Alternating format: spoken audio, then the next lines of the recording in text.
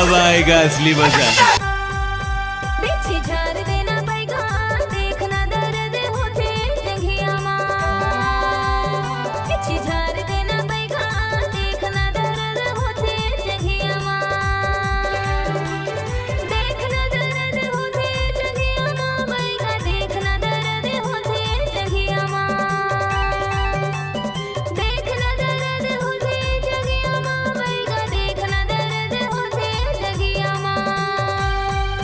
बिछी झाड़ दे हूँ गोरी गोड़ लाला माँ के सोजा खटिया माँ। बिछी झाड़ दे हूँ गोरी गोड़ लाला माँ के सोजा खटिया माँ। गोड़ लाला माँ के सोजा खटिया माँ गोरी गोड़ लाला माँ के सोजा खटिया माँ। गोड़ लाला माँ के सोजा खटिया माँ बगली गोड़ लाला माँ के सोजा खटिया माँ। बिछी झाड़ देना पैगा देखना दर्द होते जंघिया माँ। बिछी झाड़ देना पैगा देखना दर्द होते जंघिया माँ। क्या नाम है आपका? क्या?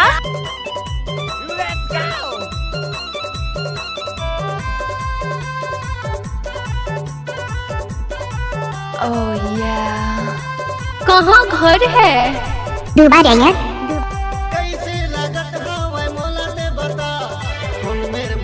बिच्छी खोल के देखा। अच्छा कैसे लागत हवे मोला ने बता कौन मेरे मारिस बिच्छी खोल के देखा। बिच्छी झाड़ देना पैगा देखना दर्द होते जंघिया माँ। बिच्छी झाड़ देना पैगा देखना दर्द होते जंघिया माँ। मिक्स बार।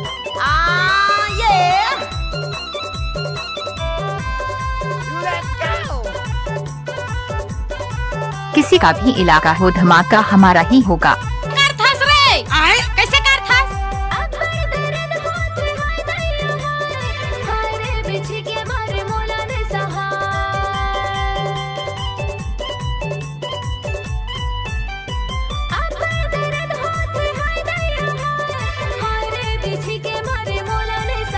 बिच्छी झाड़ दे हूँ गोरी गोड़ लाला माँ के सोजा खटिया माँ। बिच्छी झाड़ दे हूँ गोरी गोड़ लाला माँ के सोजा खटिया माँ। क्या नाम है आपका?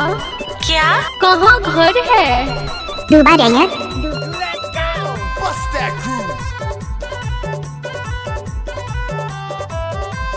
What's up, y'all?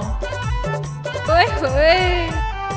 सुमा के डोरी वो तुमा के पार घरे हाँ बिच्छी जने हो बे परेशान।